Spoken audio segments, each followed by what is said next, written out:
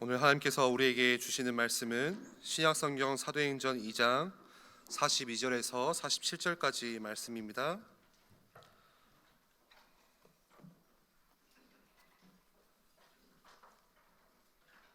제가 봉독합니다.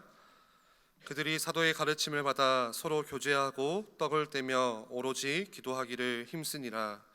사람마다 두려워하는데 사도들로 말미암아 기사와 표적이 많이 나타나니 믿는 사람이 다 함께 있어 모든 물건을 서로 통용하고 또 재산과 소유를 팔아 각 사람의 필요를 따라 나눠주며 날마다 마음을 같이하여 성전에 모이기를 힘쓰고 집에서 떡을 떼며 기쁨과 순전한 마음으로 음식을 먹고 하나님을 찬미하며 또 온 백성에게 칭송을 받으니 주께서 구원받는 사람을 날마다 더하게 하시니라.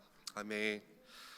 교회다운 교회의 모델이라는 제목으로 담임 목사님 말씀 주실 때에 큰 은혜 받으시기를 바랍니다. 하나님께서 가장 소중하게 여기시는 교회를 이곳에 세우셨습니다. 교회가 있어야만 세상 앞에 복음을 전하고 또 생명 살리는 일을 감당할 수 있기 때문에 가장 하나님이 직접 세우신 교회, 이곳에 저와 여러분을 택하셔서 부르셨습니다. 우리 옆에 있는 분들 같이 함께 얼굴 보시면서 인사하면서 축복하셨으면 좋겠어요. 하나님이 당신을 택하시고 부르셨습니다. 우리를 교회라는 공동체 안으로 부르셨죠. 한 번 더 고백합시다. 당신은 교회를 세우는 사람입니다.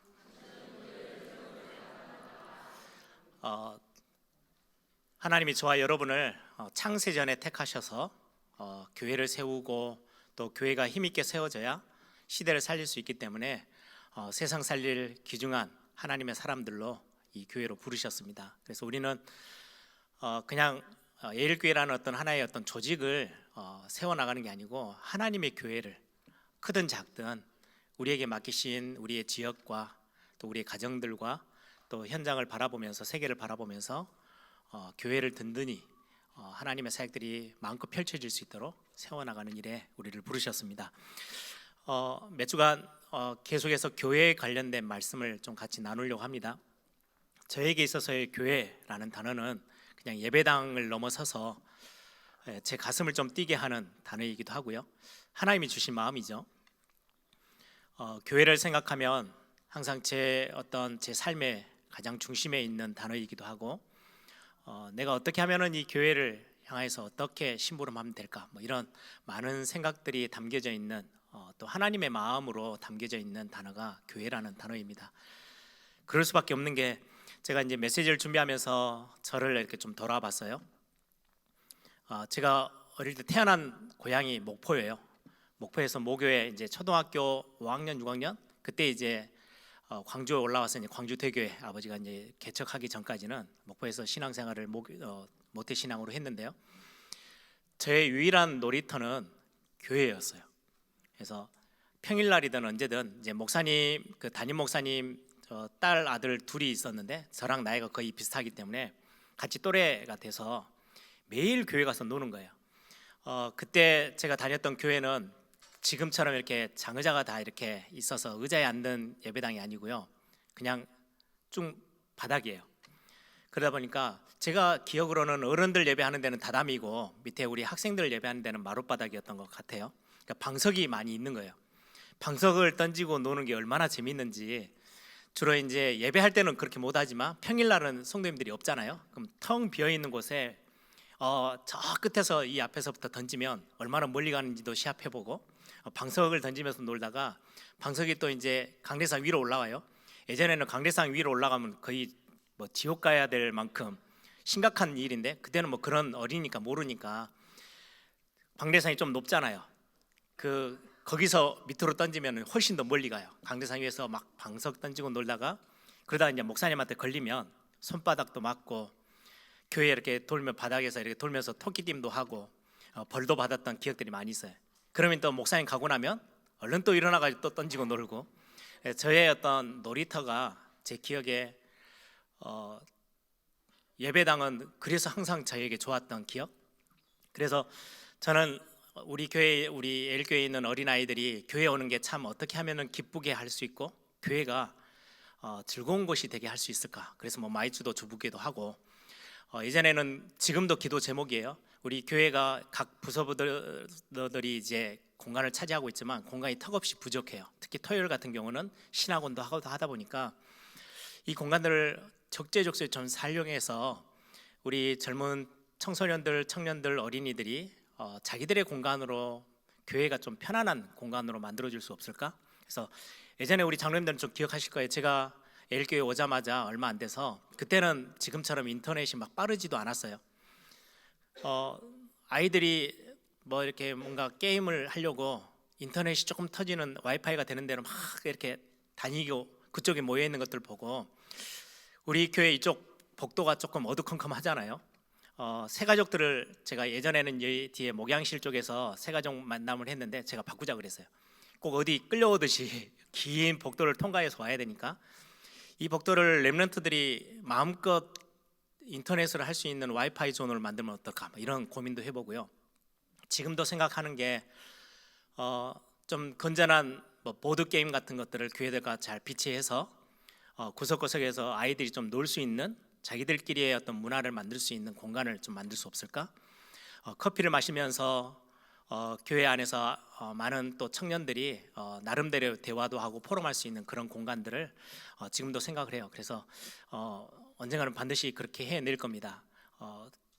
그런 어떤 교회가 놀이터였던 제 기억 때문에 언젠가는 교회로 제가 또 이렇게 평일날이라도 놀러 갈 수 있고 거기에서 제 나름대로 좀 안식을 찾을 수 있는 우리 렘넌트들의 공간이 있었으면 좋겠다라는 게 제 지금의 꿈이기도 합니다. 그리고 또 교회가 저에게는 일을 배우게 했던 곳이기도 해요. 보통 대학 돼서 이제 청년 가서 사회에 가서 직장 생활하면서 뭐 일을 좀 하기 시작하잖아요. 요즘 뭐 고등학생들도 아르바이트도 하고 하긴 하던데 예전에 저는 어릴 때부터 교회에서 일을 배웠어요. 예전에 여러분들 오래 신앙생활 하신 분들은 교회가 이제 그때는 지금처럼 자동차가 있어서 저 멀리서도 오시는 게 아니고 요즘 우리 L교회는 뭐 전주에서도 오고 목포 저 완도 막 여러 기회가 되면 막 같이 함께 모여서 예배하는데 그때는 이제 동네 교회예요. 농성동, 화정동 이쪽이에요. 그래서 교회가 있으면 30분 전에 예배가 곧 시작합니다라는 걸 알리기 위해서 차임벨을 이렇게 스피커로 통해서 이렇게 소리를 음악을 틀어줘요. 그럼 이제 성도님들이 막 일 보다가도 교회가 시간이네 하고 이제 오도록 그 일을 제가 했어요. 초등학교 때부터 교회 이제 맡아서 제가 지금 생각하니까 제 동생 남동생은 7살이 어리니까 아주 어렸고 제가 한 6학년 정도 됐으니까 형님은 이제 알 걸 다 아니까 힘든 일은 저한테 이제 다 떠넘긴 것 같아요. 성진이 너가 해 이렇게 해서 그래서 제가 이제 30분 전에 오는 거예요. 10시 반에 와가지고 스피커 다 켜가지고 그 차임벨을 울려야 이제 교회가 이제 이제 예배 시작하는구나. 그리고 30분을 기다렸다가 이제 11시가 거의 다 되면 한 5분 정도 남으면 또 한번 벨을 울려줘요. 뭐 그 일을 제가 하면서 음향도 배웠어요. 그때 뭘 아무것도 모르는데 뭘 켜고 전기를 어떻게 해야 소리가 나는 것도 배우고 그리고는 전에 말씀드린 것처럼 주보하는 거를 제가 다 떠맡아서 예전에는 그 기름종이에다가 펜으로 이렇게 벗겨서 적어서 이제 등사기로 이렇게 하면 주보가 나왔는데 금방 이제 조금 더 풀려가지고 인쇄소에다 이제 맡겨요. 그럼 충장로 저 위에 일가 저 위쪽에 이제 교회 대상으로 하는 인쇄소가 있었는데요. 매주 토요일 날 저는 아침 일찍 주보를 만들어서 가져다 주면 밤 늦게 나와요. 어떨 때는 이제 뭐 부활주일이다 성찬절이다 뭐 연말이 되어지면 바빠지니까 거의 11시 12시가 다 돼서 주보가 인쇄돼서 와요. 그때 이제 여기를 와야 되는 거예요. 근데 아버지가 항상 버스 티켓은 2개만 줘요. 한번 가서 하루 종일 거기 있다가 와라. 왜? 아까우니까 돈이 더 아까우니까 아끼려고. 그래서 제 어린 나이에 중고등부 때 거의 인쇄소에서 토요일은 항상 보냈어요. 그래서 지금도 책이 한 권이 만들어지는데 어떻게 만들어지는지 제 눈에는 서운해요. 거기서 많은 걸 봤죠. 어떻게 수정하고 어떻게 막 디자이너들이 일을 하고 활자를 치고 막 이런 것들을 수정하고 막 이런 부분들이 순서가 어떻게 가고 어떤 모양 속에서 책이 하나가 나오는지를 인쇄소에서 하루 종일 앉아 있으면서 봤어요. 그래서 제가 렘넌트 사역하면서도 뭐 책자를 만든다든지 책을 수정하고 보완하고 이런 하는 부분들은 제 눈에 너무 구체적이에요. 그런 어떤 부분들도 교회 안에서 제가 일하는 법을, 제가 일머리를 이제 그 교회 안에서 좀 배우게 된 거죠. 예전에는요, 지금은 이제 맡기면 얼마 안 주면 플랜카드에 이렇게 인쇄돼서 뭐 부활절 감사 뭐 예배 아니면 뭐 신년 감사 예배 이런 게 딱 해서 우리 안에 걸리잖아요. 근데 그때는 그런 게 없었어요. 부흥 집회 같은 거 하면 저 길거리 앞에 교회 앞에다가 이제 플랜카드를 하나를 심령대 부흥성에 뭐 이런 걸 해야 되는데, 플랜카드 하나 만드는 것도 이제 그때는 개척교회니까 돈이 많이 없잖아요. 재정이 없으니까 형님하고 제가 만드는 거예요. 천을 사다가 페인트를 사다가 글씨를 그대로 이쁘게 그려서, 형님이 그런 재주가 좀 있어가지고 글씨를 파서 이렇게 얹어놓으면 거기에 이제 페인트를 칠하는 거예요. 온 집에 휘발유 냄새가 다 나는 걸 맡아가면서 한 2번인가 3번 하고는 더 이상 이건 하지 말자, 너무 힘들다, 그냥 돈이 좀 들어도 인쇄소에 맡기자, 막 이렇게 했던 기억도 있고요. 또 이제 행사가 되면은 뒤에 뭐 크리스마스 성탄 예배 아니면 추수감사주일 그러면 이제 벽에다가 종이를 파서, 종이로 이제 딱딱한 종이로 글씨를 파서 이제 붙이는 거예요. 그 일을 하려고 이제 형님이 글씨를 다 파면 이제 저나 형이 이제 번갈아 가면서 사다리를 놓고 위에 올라가요. 이제 그때는 뒤에가 커튼이니까 커튼에 대해 오핀 같은 걸로 핀으로 이렇게 고정을 시켜서 하는데, 저 뒤에서 보는 거예요. 아, 왼쪽으로 저 올려, 오른쪽 더 올려, 막 이렇게 해서 균형을 다 맞춰야 되니까 글씨가. 그것 때문에 지금도 제가 이렇게 교회를 다니고 또 하다가 예를 들면 WRC 무슨 포스터나 뭐 이런 게 교회 벽에 걸리잖아요. 제일 먼저 제 눈에 딱 들어오는 거는 그거예요. 저거 삐뚤어져 있네? 왜 삐뚤게 놨지? 그걸 항상 몇 년간을 봤으니까 어떤 집에 가도 액자가 왜 삐뚤어지? 그걸 제 손이 먼저 가려고 해요. 그게 이제 일을 하다 보니까 그런 것도 이제 배우게 되고 습관화되어지고, 그런 많은 일들을 제가 교회 안에서 배웠어요. 크리스마스 지금 뭐 돈 주고 사면 되는데, 그때는 우리 전기를 아시는 분들 몇 분한테 부탁해서 회로를 직접 만들어 달라 그래서 전선을 하나하나 까는 거예요. 그래서 불이 이렇게 착착 지나가게 하는 거를 1, 2, 1, 3, 1, 4 이렇게 연결해가 전구 다 달고 막 선 다 까지면서 그거 또 해가지고 또 교회에다가 또 다 걸고, 중고등학교 나이인데 그런 것들을 해보면서 아, 일을 저렇게 하는 거구나, 이렇게 하면 좀 더 빨리 할 수 있고, 아, 저렇게 일을 하면은 진짜로 힘들구나, 뭐 이런 것들을 일하는 법도 배우고, 그런 어떤 많은 기술들을 이렇게 옆에서 지켜보면서 많이 배운 것 같아요. 그게 지금까지도 제가 사역하는데 굉장히 많은 영향력을 줘요. 그게 다 교회 안에서 제가. 그래서 저는 우리 청년들이 뭔가 교회 일들이 있으면 스텝으로 뛰는 것을 적극 저는 추천해요. 왜냐하면 세상 나가기 전에 진짜 많은 경험들을 교회 안에서 다 할 수 있거든요. 그러다가 이제 제가 신학교를 갔어요. 그제서야 아, 교회라는 게 뭐구나, 하나님이 교회를 세우셨을 때 이유가 어떤 건지, 교회관에 대한 부분들을 성경적으로 신학적으로 이제 뿌리를 내리기 시작했어요. 그러는 동안에 제가 학교를 다니면서 선교단체를, 저희 같은 선배들과 함께 선교단체를 만들었어요. 선교단체를 만든 이유가 단 하나였어요. 교회를 든든하게 힘있게 좀 돕고 싶은데, 그때 당시 선교단체들이 책을 쓰면서 교회를 어떻게 표현했냐니까요, 잠자는 거인인데 일어나서 한 번만 걸어도 쿵쿵거리면서 엄청난 영향을 줄 수 있는데 잠을 자고 누워 있어요. 그래서 선교단체는 교회를 깨우는 거예요. 잠자는 거인을 깨우는 사역이 선교단체가 해야 될 사역이야. 그러면서 보니까 저희들이 할 수 있는 사역은 어린이, 청소년들, 대학생들을 깨우는 사역이었어요.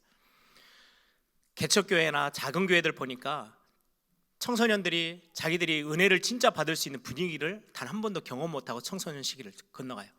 그래서 수련회를, 연합수련회를 만들고 저희들이 섬기기 시작했고, 대학생들을 어떻게든지 선교 안으로 끌어내서 교회가 선교하는 교회 중심 인물이 되어지고, 10년, 15년이 지나면 그 친구들이 교회 중직자가 되어지면 교회가 선교하는 교회로 바뀌겠지, 이런 꿈을 꾸며 소망을 가지고 대학 청년 사역들을 하고요. 저 교회가 없는 무교회 지역들을 들어가서 시골에 교회가 한 군데도 다 연구를 해보면 어떤 데는 조그마한 교회라도 있으면 되는데 교회가 없어요. 그럼 거기에 교회가 세울 때까지 우리가 사역을 시작하자 해서 어린아이들을 소나무 밑으로 불러서 성경을 가르치고 율동 가르치고 하면서 어느 날 교회가 한두 군데 세워진 것까지 제가 학교 다니면서 봤어요. 그런 사역들을 왜 했냐니까, 이 단체를 어떻게 하면 키울까가 목적이 아니고 이 단체가 사역을 제대로 해서 교회가 조금 세워지면 참 좋겠다. 그래서 제가 렘넌트 사역을, 렘넌트 운동을 이 본부에서 같이 함께 하면서도 제 항상의 기준은 어떻게 하면 교회의 힘을 부어 넣을 수 있을까? 예를 들면 예전에 대학 선교나 뭐 이런 어떤, 제가 학교 다닐 때 선교 단체들이 많이 있었는데 교회가 가지 말라고 막 문을 닫았을 때가 있었어요. 왜냐니까 대학생이 교회에서 신앙생활 잘해요. 고등학교 때까지 신앙생활 잘하다가 대학 갔는데 선교단체에 딱 들어가더니 교회를 안 나와요. 왜냐니까 선교단체가 어느 날 우리도 교회야 그렇게 말해버리니까 교회 인물들이, 교회 일꾼들이 선교단체로 들어가 버리지 교회에 힘이 안 되는 거예요. 일꾼들을 빼앗기는 것처럼 되니까 저기 이단 아니야? 라고 손가락질하면서 더 이상 못 가게끔 막 막았던 거예요. 그 내용들을 보면서 저희는 이제 신학을 공부하고 있었던 학생들이니까 저거는 아니야, 하나님이 교회를 세우셨고 선교단체는 교회를 돕는 거지, 그런 이제 그림이 딱 그려져서 제가 렘넌트 사역을 하면서도 어떻게든지 교회를 세워낼 수 있을까. 오늘 저녁에도 우리 또 호남 렘넌트 오케스트라 공연이 있죠. 그거 하면서도 저는 마음이 너무 들뜨는 게 교회가 연합해서 하나의 사역, 그래서 이 오케스트라 단이 얼마나 잘 해낼까가 저는 별로 관심이 없어요. 이 일 때문에 여기에서 같이 훈련하고 연습되어지고 실력이 느는 아이들이 개 교회로 가서 교회를 어떻게 하면 찬양과 교회 예배를 섬길 수 있을까가 저의 진짜 지대한 관심이에요. 그래서 이런 부분들을 여러분들이 마음을 정말 많이 합쳐주셔야 돼요. 저는 그게 교회를 세워나가는 굉장히 중요한 부분이라고 생각했어요. 어떻게 하면 지역 교회들, 해외에 있는 교회들이 이 렘넌트 사역들 같이 함께하는 사역들을 통해서 교회가 어떻게 하면 성장하고 힘을 갖고 많은 스태프들이 일을 배워서 교회 안에 가서 교회에서 일을 능수능란하게 교회를 도와줄 수 있는 일꾼들로 세워줄 수 있을까? 저에게 주신 하나님의 마음이겠죠. 교회를 향한 그런 어떤 마음들을 하나님이 참 뜨겁게 주셨어요.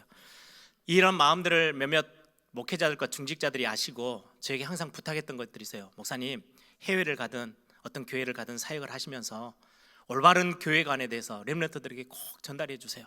렘넌트들이 교회를 너무 잘 모르는 것 같아요. 저는 그 말을 들으면요 정말 가슴 아플 만큼 제 마음에 담아요. 지금도 제가 어디에 가든지 교회에 대한 이야기들을 제일 중심에 두고 사역을 해요. 왜냐니까 교회는 하나님이 세우셨어요. 그런데 이 교회가 참 시간이 지나면서 힘도 잃어버리고 손가락질도 받고 많은 어려움들을 겪고 있죠. 왜일까요? 우리가 이제 그것들을 회복해 나가야 될 중요한 미션이, 사명이 우리 에일교회에 있어요. 13세기에 신학을 좀 알고 좀 교회 역사를 아시는 분들은 토마스 아퀴나스라는 굉장히 유명한 신학자가 있어요. 그분이 이제 교황청에 가서 교황과 이렇게 대화를 할 수 있는 시간이 돼서 발코니에서, 교황청 발코니에서 이렇게 교황과 대화를 하고 있는데, 이제 평일이 이제 되어지면서 주일 예배가 다 마쳤겠죠. 전국 곳곳에서 헌금 되어졌던 거, 그때는 하나의 교회니까요. 전국에서 헌금들이 막 보따리 싸져가지고 다 교황청으로 막 날라 들어오는 거예요. 그걸 다 보고 있으니까 교황이 토마스 아퀴나스에게 자랑하는 거예요. 예전에 우리 베드로 사도는 그 은가금은 내게 없지만 내게 있는 건 내게 주노니, 그렇게 말씀했지 않습니까? 그때는 은가금이 없었던 교회인데 지금은 은가금이 이렇게도 넘칩니다. 많은 성도님들이 헌금해서 이렇게도 은가금이 넘치는 교회가 됐습니다 라고 자랑 삼아 이야기했더니 토마스 아퀴나스 그 신학자가 하는 이야기예요. 교황님, 맞습니다. 그런데 베드로 사도가 말했던 것처럼 내게 있는 거 너에게 주노니 나사렛 예수 그리스도의 이름으로 일어나 걸어라. 이거는 지금의 교회는 없는 것 같습니다. 은가금은 넘쳐나는데 그리스도의 능력을 전달하고 그리스도의 능력으로 사람을 살리는 이 일은 교회가 전혀 못하고 있는 거 아닙니까? 아주 비꼬듯이. 지금의 교회도 그렇지 않을까요? 많은 풍족한 것들이 정말 넘쳐나는데 오직 그리스도만 전달되어지는 게 약해져 있는 지금의 모습입니다. 크리스마스만 봐도 그리스도만 빠져있는 크리스마스예요. 산타크로스 뭐 이런저런 많은 이제는 캐릭터들이 올라와가지고 뭐 선물 주고받고 엄청난 세계적인 축제가 됐는데 그리스도만 없어요. 그리스도의 날인데 그리스도만 없는 크리스마스가 되어져 있어요. 예전에 인도에 선교사들이 들어가서 교회를 정말 많이 세웠어요. 근데 인도에 이제 교회의 굉장한 영적 지도자 간디라는 분이 인도 전체에다가 소리를 치는 거예요. 교회는 인도에서 다 떠나라. 그리스도만 남겨놓고 교회는 다 떠나라. 왜요? 왜 그런 이야기를 해요? 교회가 너무 많은 복음 말고 다른 일들로 교회가 너무 사회를 어렵게 만드니까 이 간디라는 분이 그리스도는 우리를 살리는 굉장한 답이 되는데, 그래서 그리스도만 남겨놓고 교회는 인도 땅에서 다 떠나가라 라고 소리칠 만큼 교회가 핵심을 놓쳐버린 거죠. 굉장한 기독교 저자고 작가고 또 지성인인 C.S. 루이스라는 분이 있어요. 그분이 그런 자기의 고백을 했어요. 자기는 그리스도께로 오기까지 참 많이 힘들었는데 교회 때문에 그리스도께 오기가 너무 힘들었다. 참 의미 있는 굉장히 뼈아픈 이야기예요. 교회가 그리스도께로 자기가 다가가고 싶은데 교회라는 눈에 보여지는 그런 모습들이 굉장히 거부감이 많이 들어서 교회를 통해서 그리스도를 만나야 되는데 그리스도 만나는 부분에 많은 방해거리가 됐다라고 말을 하고 있어요. 여러분, 교회가 올바른 중요한 것들을 놓쳐버리면 자꾸 에러가 나요. 자꾸 세상이 볼 때 뭔가 힘없고 불필요한 단체로 아무 의미 없는 것들로 교회가 보여지게 돼요. 여러분들, 저는 학생 때 이제 학교에서 이제 컴퓨터로 숙제를 내라 막 이렇게 해가지고 컴퓨터를 구입해서 썼어요. 컴퓨터를 하다 보면 뭐 지금은 많이 좋아졌지만 예전에는 하다 보면 한 1년도 못 돼서요 컴퓨터가 버벅거려요. 바이러스도 들어오고. 그러니까 이거는 막 이렇게 해도 해보고 이것저것 구해가지고 막 해보다가 돌리다 안 되면 제일 빠른 방법, 제일 완벽한 방법이 하나 있어요. 싹 포맷을 해버리고 지워버리고 새로 처음에 컴퓨터 살 때 줬던 그 옛날에 CD가 있어요. 그걸 넣어가지고 다시 윈도우를 새로 까는 거예요. 그럼 새롭게 쓸 수 있어요. 지금의 교회의 모습들 뭐 이렇다 저렇다 많은 이야기들이 있지만 제일 빠른 방법, 제일 완전한 방법이 뭐예요? 새로 가장 첫 교회의 모습을 보면서 우리가 그걸 모델로 삼는 거예요. 그래서 오늘 제목을 교회다운 교회의 모델, 본문을 오늘 사도행전 2장 42절에서 47절을 제가 본문으로 택했어요. 하나님이 교회다운 교회가 어떤 교회인지를 모델적으로 보여주고 하나님이 세우신 교회가 초대교회, 오늘 사도행전 2장에 나타난 교회의 모습이죠. 오늘 이곳을 보면 교회의 본질이 뭔지 알 수 있어요. 그리고는 가장 교회의 기초가 무엇이어야 되는지를 우리에게 말씀해 주고 있어요. 건물을 세워나갈 때 뭔가 이렇게 짓다 보니까 뭔가 이상해요.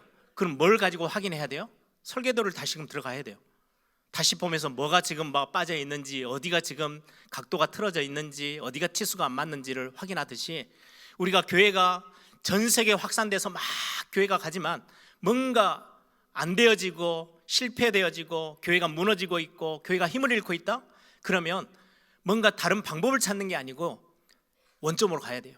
하나님이 세우셨던 교회다운 교회의 모델을 직접 보면서 본질을 찾아내고 근본을 찾아내야 우리는 새로 시작하고 올바르게 시작할 수 있어요.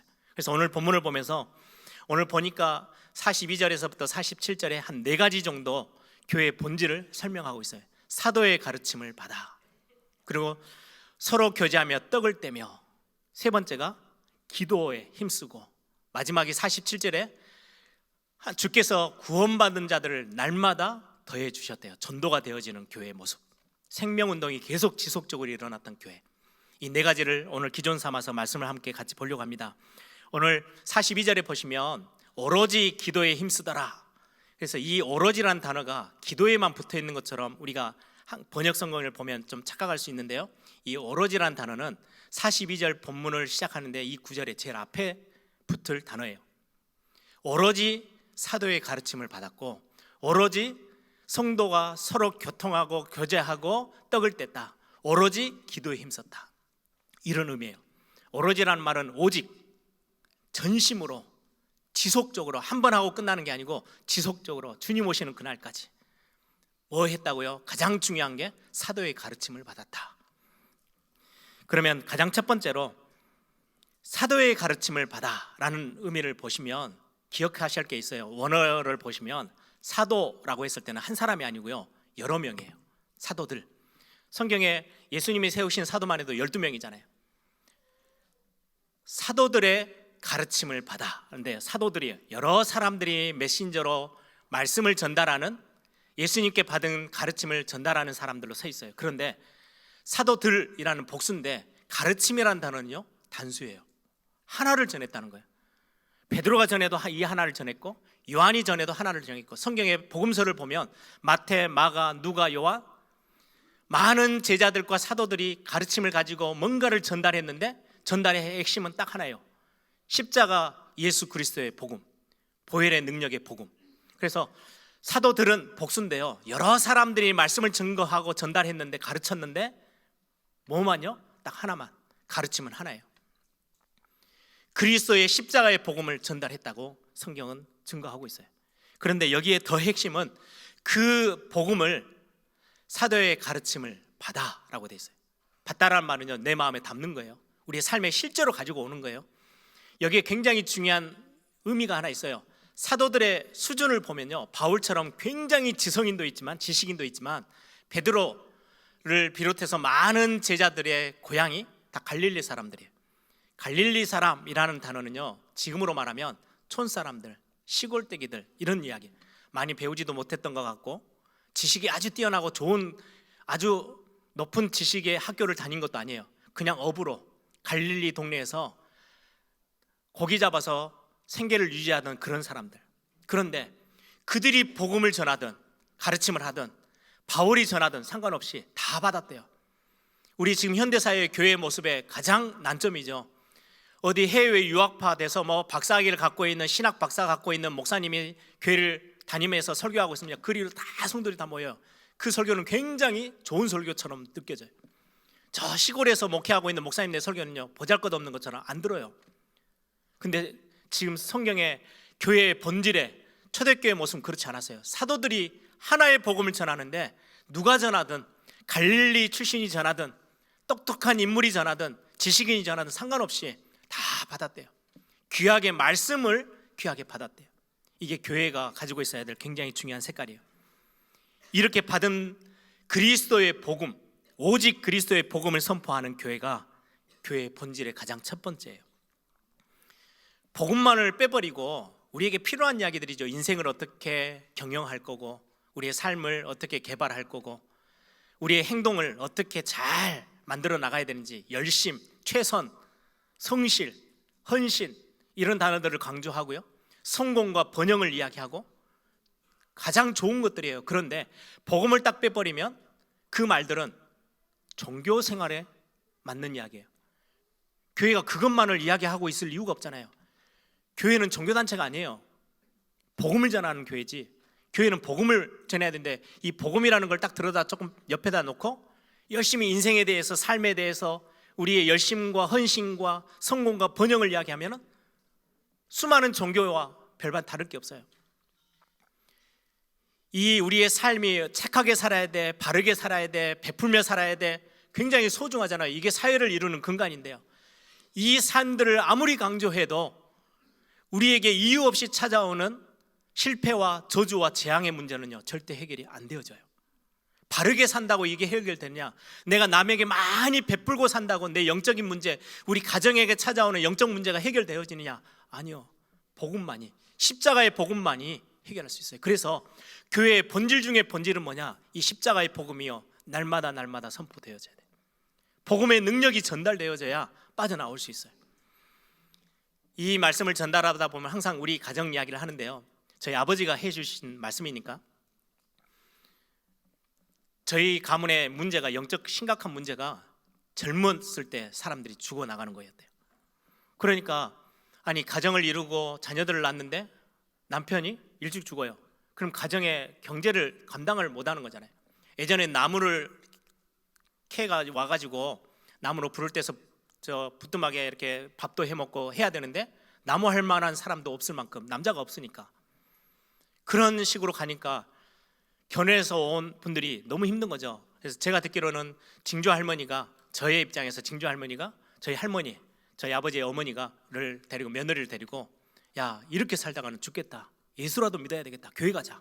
그래가지고 손주들과 함께 교회를 가기 시작했던 게, 우리 집안에서 교회를 가기 시작한 게 처음이래요. 그리고 나서 복음 받고 우리 집안에 있었던 모든 실패, 저주, 재앙이 다 끝나버렸어요. 이게 복음의 능력이에요. 이거는 바르게 살아야 되느냐? 아니요, 바르게 살지만 이 문제는 해결이 안 되어져요. 우리가 남에게 베푸는 삶을 반드시 살아야 해요.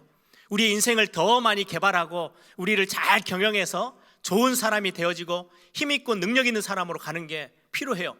학교에서도 가르쳐요. 많은 종교에서는 이 일을 이야기해요. 그런데 그걸로는 우리의 영적인 문제를 절대 해결할 수 없어요. 그래서 하나님이 교회를 세우셨을 때 교회의 본질 중의 본질은 사도의 가르침을 받아. 이게 교회의 가장 중요한 핵심이에요. 이 교회는 이 말씀이 얼마나 능력 있게 전달되는지가 굉장히 중요한 핵심이에요. 저희 신학교 때 지도 교수였던 분이 인터넷에 글을 하나 올렸더라고요. 요즘 AI 시대잖아요. AI 시대여서 그 프로그램 하나를 이렇게 구입해가지고 요즘은 논문도 써주고 뭐 글도 써주고 하잖아요. 소설도 쓰고 곡도 쓰고. 그래서 교수님이 성경 본문을 예를 들면 오늘 뭐 사도행전 2장 42절에서 47절 본문을 딱 놓고 설교문을 하나 작성해 줘라고 했더니 완벽한 설교문을 적어서 내주더래요. 그래서 앞으로 목회자들이 이렇게 해야 되나? 이게 가능한가? 이렇게 해야 되는 게 문화인가? 뭐 이런 어떤 좀 부정적인 글을 올려주셨어요.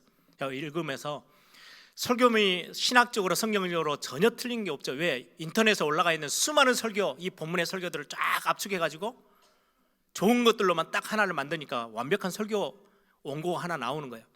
그렇다고 해서 그걸로 사람을 살릴 수 있어요? 없어요. 영적인 거는 영적으로 살리는 거예요. 껍데기를 가지고는 절대 사람을 살릴 수는 없어요. 교회가 많은 프로그램들, 많은 시스템들, 화려한 웅장한 많은 테크닉들을 가지고 교회를 운영한다 해도 영적인 생명력이 없으면, 힘이 없으면 결국은 사람을 건드릴 수가 없어요. 영적인 것들은요, 영적으로만 통하게끔 돼 있어요.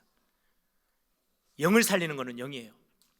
그래서 저는 많은 교회들이 프로그램을 진행하고 또 찬양 집회도 하고 막 하는데 제일 제가 유심히 보는 게 그거예요. 얼마만큼 영성이 있지? 얼마만큼 영적인 뭔가 힘을 가지고 이 사역을 하고 있지? 아니면 많은 악기를 연주하는 팀들, 막 앞에서 노래하는 팀들이 굉장한 프로페셔널한 사람들이 섰는데 힘이 아무것도 안 느껴지는, 정말 곡은 너무 좋아요. 음악 해석을 너무 잘했어요. 그런데 아무 힘이 없다? 그러면 사람들 그냥 울리는 꽹과리인 거예요. 교회는 힘이 있어야 되거든요. 영적인 힘이 있어야 돼요. 그래서 조금 부족해도, 지식이 좀 연약해도 정말로 예수 그리스도의 능력이, 십자가의 도가 하나님의 능력이 됨을 진짜로 알고 체험하는 이런 중요한 분들이 교회를 세워나가는 것은 얼마나 그 교회가 힘 있느냐를 증거해냅니다. 사도의 가르침을 받아. 교회의 핵심 중에 핵심이죠. 두 번째가 서로 교제하며 떡을 떼며.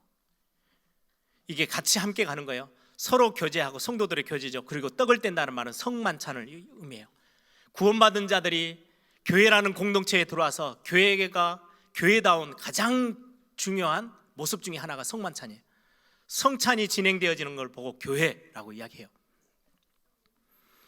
성만찬이 있다는 말은 말씀을, 복음을 받고 이 복음 때문에 구원받음이 감사하고 감격되어지고 이것 때문에 찬양하는 거예요. 47절 보세요. 하나님을 찬미하며, 하나님을 찬미하기 위해서 함께 모여지는 교회 공동체, 성만찬, 구원의 비밀을 알고 있는 성도들이 함께 모이는 이곳, 이걸 보고 교회라고 하고 교회 공동체라고 해요. 저는 이 성경이 근본으로 보면서 우리의 교회다운 교회의 모델이잖아요. 우리 교회가 참 복음에 대해서 너무 뜨거운데 이 부분들을 마음껏 좀 표현하고 하나님 앞에 고백하고 하는 찬양의 문화가 좀 더 뜨거워졌으면 참 좋겠다라는 생각을 계속해서 기도하면서 준비하거든요. 하나님, 우리 교회 안에 이 사역들을 감당할 수 있는 찬양 전문가들도 우리에게 좀 보내주시고 우리 교회가 좀 더 뜨겁게 찬양할 수 있도록. 그래서 제가 메시지가 끝나면 어떻게든지 부족하지만 찬양을 같이 하려고 막 애를 써요. 그러던 중에 금토일 시대를 우리 교회가 어떻게 가장 먼저 적용해 볼까라고 하면서 한 달에 한 번씩은 찬양 집회를 해야 되겠다. 여러 가지 모습으로 고민을 했거든요. 뭘 할까? 이거 할까? 저거 할까? 그러다가 타이틀을 정했어요. 금요, 올해 일단 2024년에는 금요 찬양 집회. 그래서 한 달에 한 번 할 겁니다. 3월 8일 날 첫 시작을 할 건데요. 제가 우리 목사님들하고 모여서 막 고민하고 의논하는 중에 일단은 찬양 인도를 내가 먼저 시작할게 라고 했어요. 벌써 한 20년 전에 찬양 인도를 몇 번 해보고는 해본 적이 없어요. 식은땀을 제가 엄청 흘릴 것 같은데 그래도 같이 함께 해야 되겠다. 그리고는 진짜 교회가 힘있게 찬양하고 거기에서 회복되어지고 치유되어지고 영적으로 함께 기도하고 힘을 얻는 그런 모습이 우리 교회 안에 좀 다시금 좀 불릴 듯이 일어났으면 좋겠다. 사도의 가르침을 받아서 이제 성도들이 함께 모여서 찬양하고 구원받은 것들을 같이 표현하고 고백하는 시간들, 그러면서 성도의 교제, 이거는 단순히 성도들이 모여서 같이 밥 먹고 대화하고 소통하고 뭐 포럼하고 이걸 넘어서는 거예요. 초대교회는요, 성도의 교제라는 단어 안에요, 유대인과 이방인이 함께 했다는 말이에요. 남자와 여자가 함께 했대요. 여자는 거의 무시됐던 시대인데 남자와 여자가 함께 들어와서 교제했어요. 어른들과 어린아이가 같이 함께 교회 안에, 예배 공동체 안에 들어와 있어요. 상전들 그리고 종들이 교회 안에 들어오면 서로 교제가 되는 거예요. 세상 밖에서는요, 말도 안 되는 이야기예요. 이방인과 유대인이 섞인다고요? 그건 불가능해요. 근데 교회 안에서는요, 성도의 교제, 떡을 떼며 구원이라는 같은 공동 내용들을 가지고 이 많이 격이 완전히 다른 담이 다 무너져 버린 거예요. 무너뜨릴 수 없는 담이 교회 안에서 다 깨어졌어요. 이게 교회예요. 서로 벽이 있었던 성도들이 교회 안에 들어와서 예배하면서 이 구원의 축복 때문에 서로 같이 함께 나누고, 여러분들 복음 빼버리고 인생의 것들 가지고 막 이야기하면 종교밖에 남지 않잖아요. 이 종교는 특징이 뭔지 아세요? 비교하고 판단해요. 저 사람 잘했네, 못했네. 저건 틀렸어, 맞았어. 잘잘못을 따지고 맞냐 틀리냐를 따지는 것밖에 남지 않아요. 삶을 이야기하면 좋을 것 같죠. 저 사람은 저렇게 하니까 좋고 그러면 내 편이야. 저 사람은 저렇게 하니까 틀렸어, 내 편 안 해. 이게 교회 안에, 지금의 현대 교회 안에 어마어마하게 깔려있는, 왜? 복음이 빠져버리니까, 삶의 것들만 드러나니까 자꾸 판단하고 비판하고 비교하는 모습만 교회 안에 남아있는 거예요. 서로 교제하며 성도의 교제, 굉장히 중요하죠. 그게 어느 정도까지 갔냐니까요. 오늘 44절 보세요. 믿는 사람들이 다 함께 있어 모든 물건을 서로 통용하고, 어려운 사람도 오고 부한 사람들도 오니까 서로 나누면서 어려움들을 복음 안에서 챙긴 거죠. 45절, 또 재산과 소유를 팔아 각 사람의 필요를 따라 나눠주며, 이 삶이 벌어지니까 47절에 온 백성에게 칭송을 받았다. 칭찬받는 교회 모습으로 바뀌었대요. 지금 우리 현대교회 가장 없는 모습이죠. 손가락질을 받지 칭찬을 받는 교회가 많이 없어요. 저는 우리 에일교회가 교회다운 교회, 초대교회의 모습을 우리를 모델 삼아서 다시 원점으로 가서 말씀을, 복음을 가장 중심에 두고 구원과 성도들의 교제가 힘있게 일어나서 서로 위로하고 챙겨주고 배려하고, 그래서 여기에서 힘을 얻고 위로를 받는 교회의 모습, 이게 올바른 시작됐던 교회의 모습의 힘입니다. 그러면서 오늘 46절 보세요. 날마다 마음을 같이하여 성전에 모이기를 힘쓰고, 성전에 모이기를 힘쓰고, 예배 공동체죠. 집에서 떡을 떼며 기쁨과 순전한 마음으로 음식을 먹고, 예배했던, 예배에서 은혜가 넘쳤던 것들이 어디까지 영향을 줘요? 내 삶의 현장으로, 가정으로, 그리고는 내 산업의 현장으로, 내 직장으로, 학교로 이게 전달되어지는, 이게 초대교회가 가장 힘이 있었던 성도들의 교제, 그리고는 떡을 떼며 이 구원의 공동체가 예배에서 모든 것들이요, 힘을 다 회복했어요. 예배가 회복되어지는. 그래서 저는 예전에 신학교에서 모이기를 피하는 자들처럼 되지 마라. 모이기를 왜 피할까? 어떤 문화가 생겨져야 모이기를 피하게 되지? 라는 생각이 있는데, 요즘 들어서는요, 그 말씀이 진짜 뼈저리게 느껴져요. 집에 앉아서 소파에 앉아서 TV를 틀면요, 굳이 모여서 교회에서 예배하러 갈 이유가 없어요. 날씨가 좋으면 그래도 그나마 나아요. 좀 치장하고 가면 되는데, 지난주 우리 특세 하는데요, 저는 일주일 내내 비가 오는 경험을 처음 해본 것 같아요. 아니, 장마철에도 일주일 내내 비가 계속 쏟아지는 않잖아요. 하루라도 좀 이렇게 하는데, 월요일부터 계속해서 특세 마치는 날까지 계속 비가 오더라고요. 야, 이걸 뚫고 교회로 모여서 함께 예배하고 기도하는 이 모임 너무 소중하구나 라는 생각들을 하게 됐어요. 요즘은 TV를 틀면 TV에서, 온라인에서, 특히 코로나 팬데믹이 지나가면서요, 온라인이 너무 잘 돼 있어가지고 전혀 모이지 않아도 내가 개인적으로 예배 생활하는 거 문제가 전혀 안 될 만큼 확산돼 있어요. 그런데 성경의 근본의 모습은요, 힘들더라도 함께 마음을 같이하여 모이기를 힘썼대요. 그게 교회라는 공동체. 그래야 힘이 생기는 거예요. 그래야 진짜로 전도와 선교와 후대 사역을 감당할 수 있어요. 이 예배가 가정으로, 현장으로 펼쳐져 가는 거죠. 어떤 목사님 사모님이 그런 이야기를 했던 걸 적어놓은 걸 봤어요. 어떤 목사님 사모님이 목사님이 강단에만 올라가면 설교를 너무 편안하게 성도들을 위로해 가면서 얼마나 참 따뜻한 설교를 해냈는지요.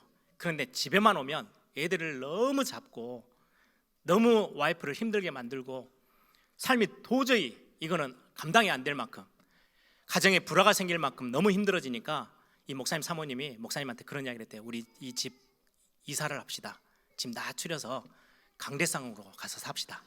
거기 가면 목사님이 부드러우니까. 절대 우리 집 이야기는 아닙니다.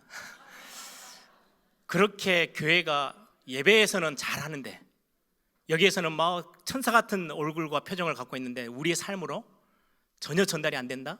오늘 성경은요, 모이기를 전혀 성전에서 힘쓰지만은 집에서 떡을 떼며 기쁨과 순전한 마음으로 함께 또 그 예배가 힘있게 전달돼서 현장을 살려냈대요. 그게 교회다운 교회의 모델이에요. 세 번째는요, 기도하기를 힘썼대요. 기도 공동체의 모습이 교회의 본질이라는 거죠. 여러분들, 기도는 영적인 호흡이라고 하죠. 호흡을 멈추면 죽어요. 우리가 코와 입을 딱 다물고 막고 1, 2분만 지나도요, 숨이 퍽퍽 막히면서요 죽을 것 같아요. 조금 더 오래 잡고 있으면 진짜 죽어요. 영적으로 우리가 기도가 쉬게 되면 영적인 생명은 끝이 난다고 생각하셔야 돼요. 우리의 영적인 것들은요, 기도에 힘을 썼다는 말은 굉장히 중요해요. 성도들이 구원받은 하나님의 자녀들이 기도라는 것은 굉장한 비밀이에요. 기도는 연약한 사람들이 내가 할 수 있는 능력이 있으면 막 가서 하다가 힘 다 빠지고 한계에 딱 부딪히면 그제서야 연약해서 나오는 행동이 아니에요. 기도는 가장 강력한 우리 신앙인들이, 하나님의 자녀들이 가지고 있는 하나님 앞에서의 특권이에요. 사람들이 절대 할 수 없는 일을, 내가 할 수 없는 일을 전능자 하나님을 바라보고 전능자 하나님을 붙잡고 전능자 하나님의 능력으로 들어가는 거, 그걸 보고 기도라고 해요. 그래서 이거는 연약한 사람들의 행위가 아니고요, 가장 강력하고 가장 힘 있는 게 기도의 비밀이에요. 그런데 또 하나는요, 오늘 성경에 보면 오로지 기도에 함께 힘썼대요. 지금 현대교회가 놓치고 있는 부분이지 않을까. 개인의 기도들은 열심히 하는 분들은 참 많이 있어요. 그런데 공동체 기도가요, 많은 부분 힘을 잃었어요. 함께 모여서 기도하는 거. 지난주 우리 특세로 함께 모여서 기도할 때, 이거는 내 개인의 기도도 있지만 공동으로 함께 놓고 기도하는 그 기도들, 함께 우리가 뭔가의 제목을 가지고 함께 기도의 자리에 같이 함께 나오는 것들, 이게 예전에 한국교회만 봐도요, 그게 얼마나 힘이 있었는지 몰라요. 함께 공동체 기도의 힘, 교회가 교회답게 세워지는 굉장한 중요한 게 공동체 교회의 힘이에요. 그래서 여러분들, 공동체로 함께 기도하는 이 기도들이 우리 에일교회로 또다시 새롭게 또 시작하고 응답으로 누려지는 그런 축복이 있기를 바랍니다. 마지막이 구원받은 사람들을 날마다 더하게 하셨대요. 전도하러 다니라는 말이 아니에요. 전도를 프로그램 짜가지고 막 다니라는 말이 아니고요, 저는 이 본문을 보면서요, 지난주 메시지와 연결이 됐어요. 하나님의 절대 목표, 하나님의 절대 주권 속에 들어가 있는 내 하루의 삶. 아침에 눈을 떠서 씻고 치장하고 직장으로 가고 산업 현장으로 가고 학교로 가는 그 모든 발걸음부터 집에 돌아와서 잠드는 그것까지가 하나님의 절대 목표와 하나님의 절대 계획 속에서 움직여지는 삶, 그걸 보고 전도자의 삶이라고 그래요. 우리는 보통 신앙생활을 어떻게 생각하냐니까요, 100세 인생 중에 내가 뜨겁게 몇 년간 하나님 앞에 올인해야 되겠다, 일주일에 하루는 완전히 올인해야지, 그럼 나머지는요 내 삶을 살아요. 성경에서 말하는 우리의 삶은 그게 아니에요. 하나님의 절대 목표와 절대 계획 때문에 내가 오늘 하루 생명을 유지하고 살아가는 거예요. 그건 대단하게 뭐 전도하러 막 돌아다녀라, 일도 하지 마라, 그 말이 아니고, 내가 호흡하는 모든 게 하나님이 원하시는 것 안에서 시작하고 진행하고 거기에서 하루를 마무리할 수 있는 능력 있는 삶, 전도자의 삶이에요. 그러면 하나님이요 증거를 주시기 시작해요. 산업적으로는 빛의 경제를 하나님이 주시고요, 필요에 따라 하나님이 건강도 회복시키시고요, 사람도 붙이시고요, 영적인 힘을 주세요. 그러면 증인이 되어지니까, 응답이 오니까 증인의 삶을 살고 이 생명을 전달할 수 있어요. 이게 교회의 본질이라고 우리에게 설명하고 있습니다. 말씀을 정리합니다. 이 교회라는 축복의 자리를 두고 저와 여러분을 창세 전에 계획하셨다가 우리를 택하셔서 이 교회 안으로 부르셨어요.